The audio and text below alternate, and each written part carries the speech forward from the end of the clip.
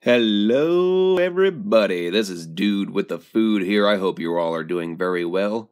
Now, let's take a moment to talk about something that's really delicious chickpeas, or garbanzo beans if you prefer. But these things pack a wallop of flavor. They're very earthy, very hearty, so versatile, and there's lots of things you can do. Something I like to do, though, that everyone loves, hummus. Who doesn't love hummus? Hummus is amazing. And guess what?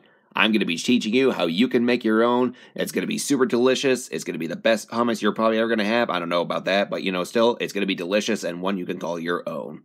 So your assembly is actually pretty simple for hummus too. Here, I'm going to show you guys here my little mise en place here. You'll need about 2 cups of cooked chickpeas. Here, I cooked mine in a pressure cooker with dried ones. And if you can't find those, and if you don't feel like cooking your own, you can just use canned ones. There's no shame in using canned ones. That's okay. Then another ingredient we're going to be using is tahini paste. If you're not familiar with tahini paste is nothing more than just ground up sesame seeds. It adds a really rich nuttiness to hummus. It's commonly used in hummus recipes too, so that's also a very delicious thing to use. And of course, we're also going to be flavoring it and smoothing it out with a little bit of olive oil. That's about half a cup. By the way, that's also half a cup of tahini paste too. And here I got about 6 cloves of garlic. You don't have to use this much garlic, but I love garlic. I like to use this much garlic when I make hummus. And then the other thing we're going to be using, I'm using whole coriander and cumin seeds, about 2 tablespoons each. I'm going to be showing you guys what to do with those in a little bit too. And I'm going to teach you guys too about the beauty of toasting your own spices too. And then on to that, we're also be using the zest and juice of 2 lemons. Now the reason I like to use the zest too is because the zest has a lot of flavor inside of it too. So use the zest as well as much as the juice. And of course, we're going to be seasoning it with a little bit of salt. And now, here we go. Now, as said, too, the beauty of toasting your own whole spices is that it just amplifies the flavor of everything. Because when you buy the powder stuff, sometimes it's already, it's already been powdered up. It loses a lot of its potency. But when you buy your spices whole and take the time to toast them yourself, you're just amplifying the flavors of those. You're releasing all those flavor oils that are still inside of it, all those essential oils inside those spices, and it just makes everything taste much better. So here I'm having it in a nice dry skillet. We're going to start on a cold pan. We're going to heat it up to a medium. And you're going to let this toast for about a minute or so.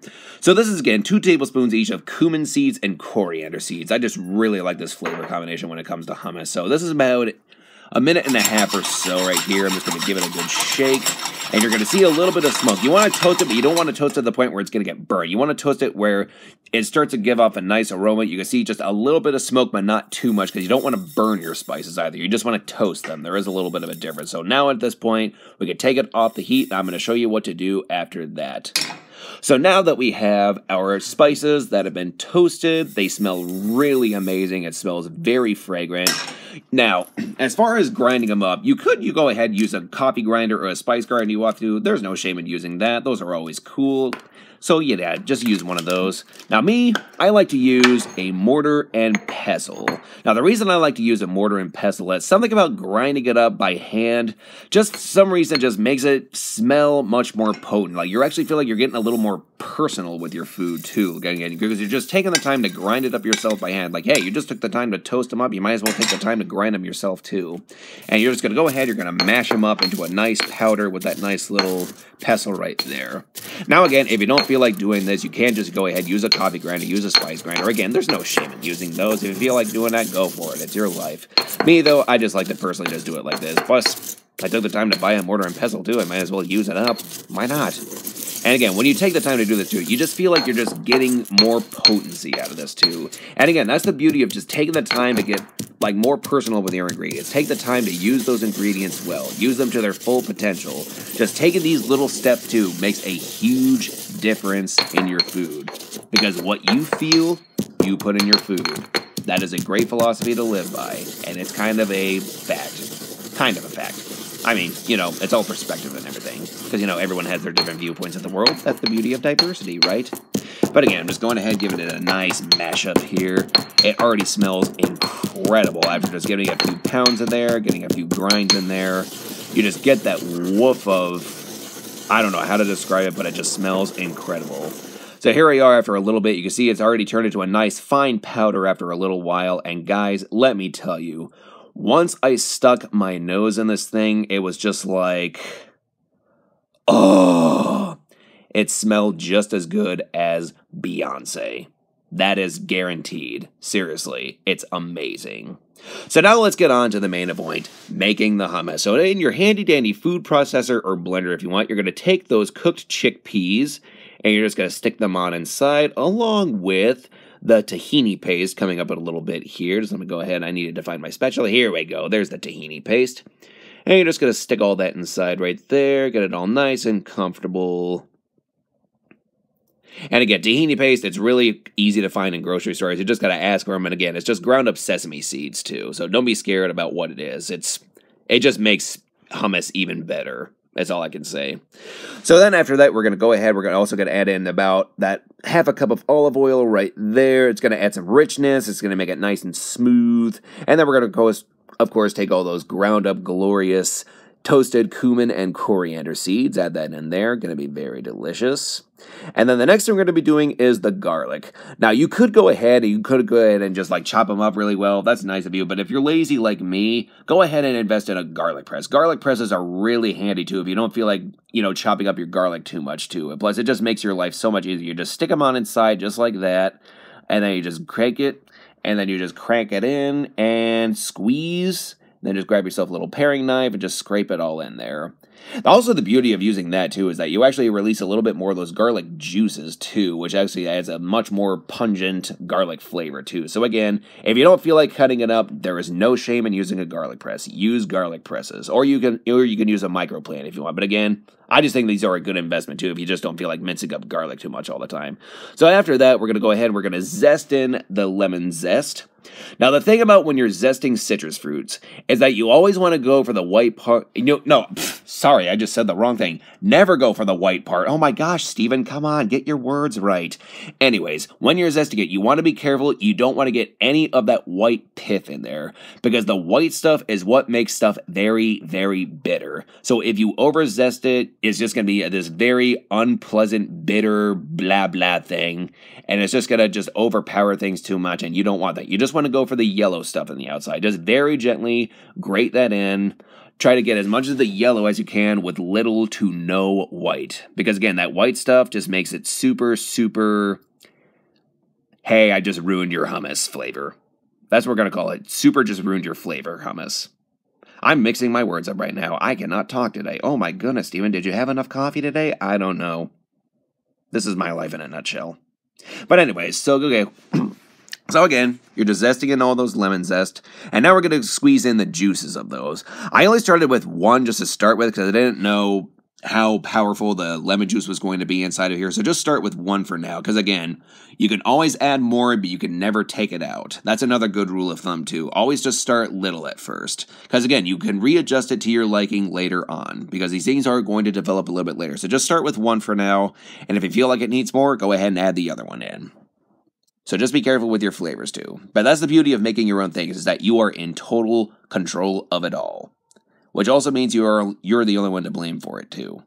I'm just saying, you can't blame the whole world for your problems with this thing too. Because you are in control of your hummus. So just be the master of your domain when it comes to your hummus. And now we're going to go ahead and we're going to sprinkle in 2 teaspoons of kosher salt. I'm only adding about 2 teaspoons right here. I didn't know how salty this was going to get. So just start small too. So okay, so now at this point, we are ready to let her rip now. I'm going to stick the lid on. And we're going to pulse it up. It's going to get really chunky at first. It's not exactly going to get smooth just yet. You need to let this grind for just a little bit too. But that's the beauty too of cooking your own chickpeas too, is that when you cook them yourself, you just feel like you get a more softer texture. But again, if you don't feel like cooking your own, just go ahead, buy the canned stuff and just drain them really well. That's okay. So this has been about a minute. It's starting to get a little bit creamy, but we're going to make it even creamier, and we're going to readjust the consistency with a little bit of cold water too. And you could use olive oil, but then after a while, it's just going to sit in the fridge. It's going to get really, really, stuck and really, really stucky. We're looking for something nice and creamy too, something spreadable, something smooth. So just go ahead. I'm just readjusting with just a little bit of water. This is about 1/4 cup right here. And you just want to start slowly too. You don't want to add too much in all at once. Otherwise, it's just going to become a very, very watery hummus. We don't want watery hummus. We want creamy hummus. There is a difference. So you can already start to see the consistency is changing just right about there. You can already see that already. Oh, that looks really good. But anyways, by just adding just a little bit of water in there, it's just going to grind up much better. It's going to become really smoother. It's not going to get too rich on you because, again, you're just readjusting with water. You're not readjusting with olive oil. So, again, just let your machine run just a little bit more, making sure everything nice and ground up. Just like that, see? All right. We're making hummus. It's going to be delicious. You're going to love it. I hope. So this has been about a minute or so. We're going to go ahead. We're going to turn it off now. And let's just go ahead and check the consistency. Okay, so far it's looking very nice and viscous, very creamy. We're just going to scrape down these edges that haven't been ground up yet. We're going to incorporate that back into the hummus. But so far as consistency goes, this is about where I want it right here too, personally. I like it creamy, but not too, not too smooth, though. I like a little bit of, richness in it too, but at the same time, I like it spreadable. So we're just going to go ahead and give that one last grind right there. Making sure everything's okay, just letting it go. God, it just makes me want to eat some hummus right now. Oh, wait, I just did. And I'm recording the video on how to make it. So, I gotta get my life together. I'm telling you, everybody, something's wrong with me. Anyway, so there we go.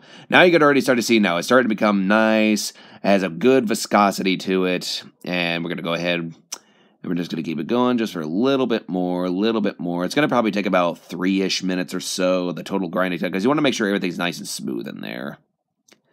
So there we go. Oh, and I can smell that coriander and cumin right off the back, too. Again, the beauty of toasting your own spices, it's just going to make a huge, huge difference in your food. Seriously, it's amazing. So letting it go, and we're going to go ahead and check it out now. So right now I'm going to check for texture, and I'm also going to check for just a little bit of flavor too. I'm not going to check for full flavor because I am going to let this sit for a little bit. So I'm going to go ahead, I'm going to grab myself a nice little spoon here, and we're just going to see how we're doing so far. So far it has a nice cling to it.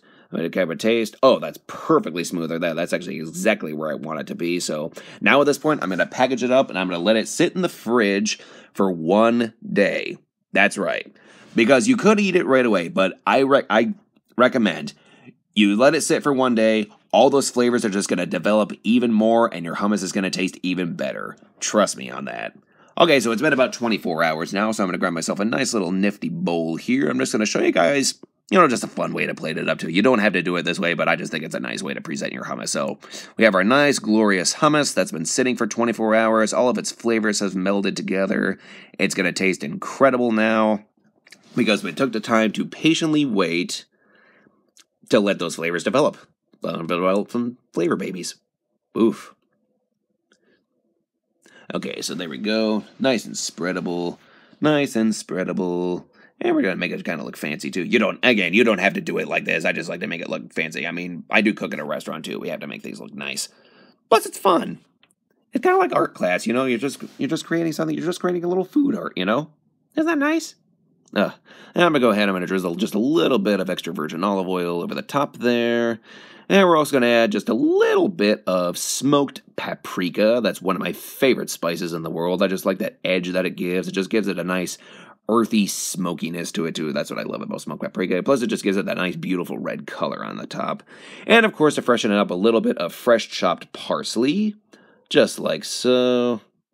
I like a lot of parsley on this, too. I just think it adds just that really nice little sort of pop that you want out of it, And there you go. That's just a simple way of just making good hummus, presenting it too, making it look nice and fancy if you want to. And again, you don't have to do it that way. But again, it just makes it look cool. It makes it look like you just created a nice little bit of art in your bowl right there. And oh my gosh, I just cannot wait to get a bite out of this too.